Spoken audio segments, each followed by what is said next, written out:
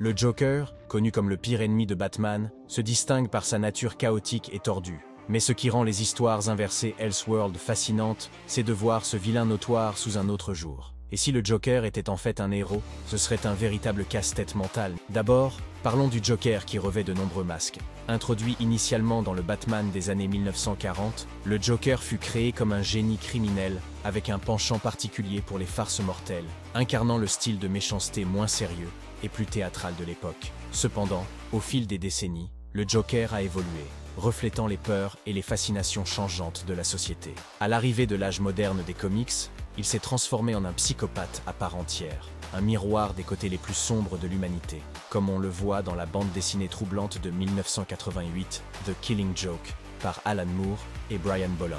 Ici, l'histoire du Joker en tant que comédien raté, qui se tourne vers le crime après une mauvaise journée, ajoute du poids à sa folie, suggérant que n'importe qui pourrait devenir comme lui dans les mauvaises circonstances. Avançons rapidement jusqu'en 2008, et nous rencontrons le Joker de Heath Ledger dans The Dark Knight de Christopher Nolan, un personnage qui a depuis hanté et fasciné l'imagination collective. Le Joker de Ledger est littéralement un agent du chaos, mettant à l'épreuve la morale de Gotham et poussant Batman à ses limites. On pourrait penser que ces terrifiantes expériences sociales, comme forcer les citoyens à choisir qui sauver sur deux ferries séparées, mènent involontairement à un Gotham unifié, qui se rassemble contre une menace commune, réduisant ainsi les taux de criminalité par la peur et la méfiance. Mais regardons une autre histoire dans Batman White Knight, où le Joker commence à faire de bonnes actions.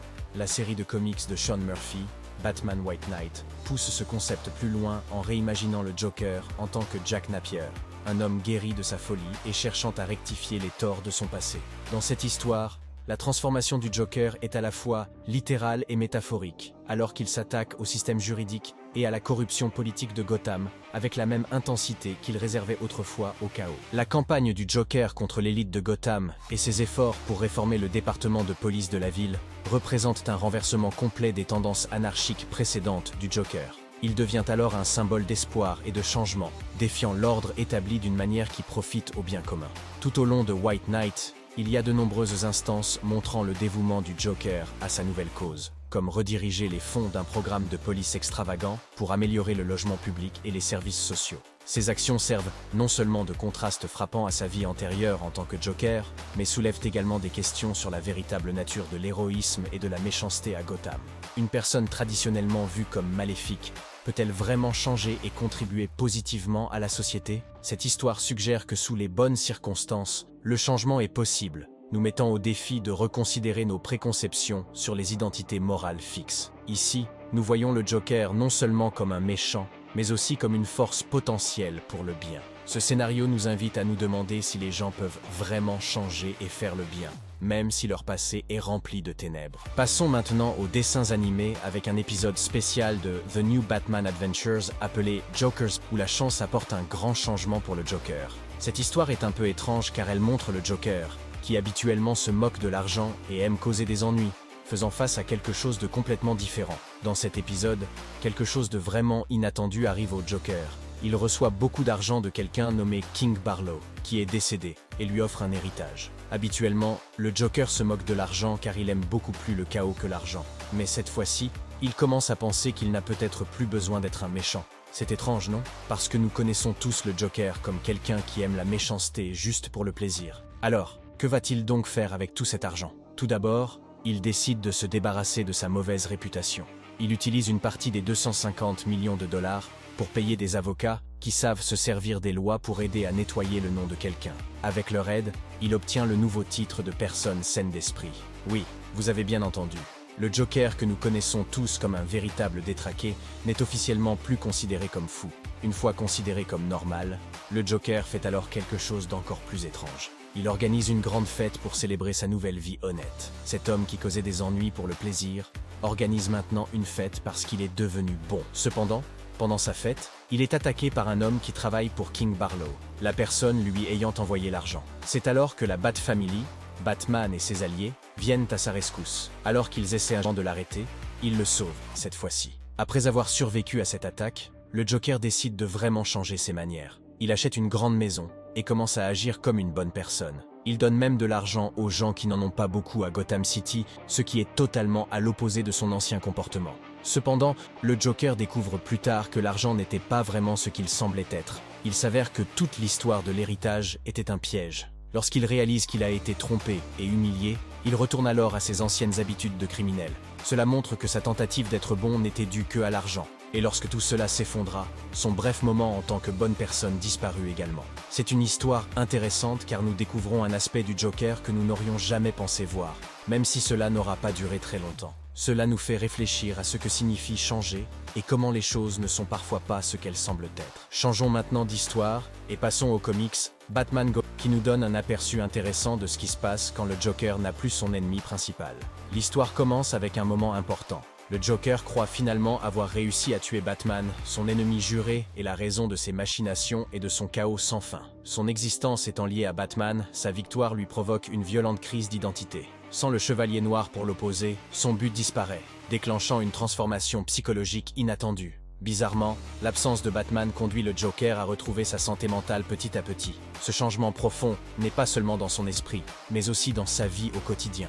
L'homme autrefois connu sous le nom de Joker abandonne son passé criminel et adopte une nouvelle identité, Joseph Kerr, un jeu de mots sur son surnom de méchant, mais symbolisant sa tentative de mener une vie normale. Ce nouveau personnage lui permet de se fondre dans la société, laissant derrière lui le chaos et la destruction qui définissèrent le Joker.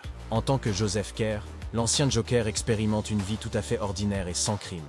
Pour la première fois de sa vie, il connaît la paix et la satisfaction, sans besoin compulsif de semer le chaos. Il s'engage maintenant dans des activités normales, forme des relations et commence même à ressentir de véritables émotions humaines, un contraste frappant avec ses tendances de psychopathe antérieures. Cependant, cette transformation est encore une fois tragiquement temporaire. L'histoire montre de manière percutante que l'ombre du Joker plane toujours sur Joseph Kerr. La paix qu'il trouve est fragile, reposant sur la croyance que Batman ne fait plus partie de ce monde. Mais quand le Chevalier Noir revient, cela le plonge de nouveau dans une spirale de folie.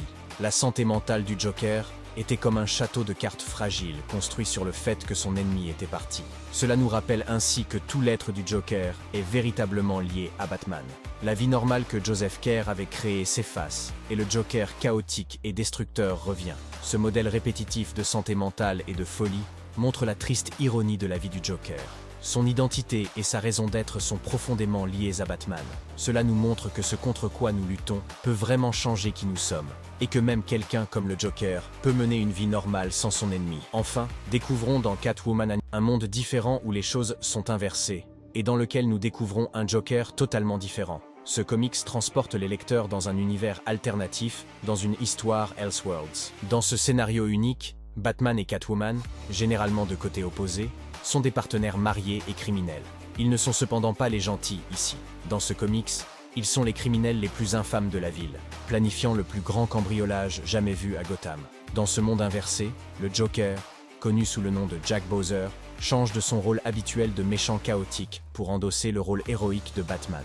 Bowser est dans cette histoire un détective avec une mission personnelle pour la justice. Son dévouement découle d'un événement traumatisant où il a été défiguré, faisant écho à la propre histoire d'origine du Joker.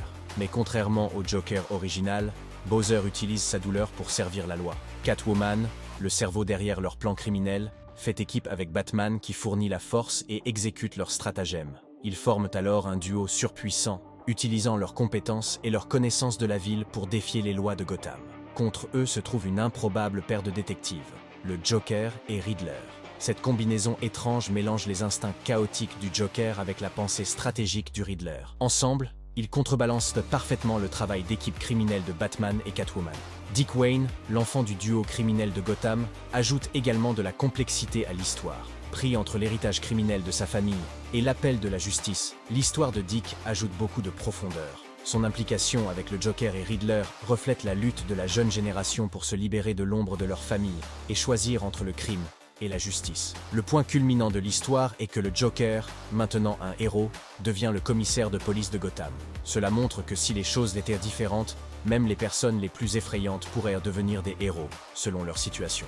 Dans ces histoires, le Joker essaie d'être une bonne personne de différentes manières, mais à la fin, il redevient souvent le méchant. Cela nous montre également que changer en bien est difficile, surtout quand le monde autour de nous nous ramène à nos vieilles habitudes. Nous pouvons en conclure que même dans un monde à l'envers où les héros sont des méchants et les méchants des héros, la justice peut encore prévaloir. N'oubliez pas de vous abonner à la chaîne pour nous soutenir. Je vous laisse maintenant avec cette vidéo complémentaire qui devrait vous plaire. À très bientôt dans une prochaine vidéo.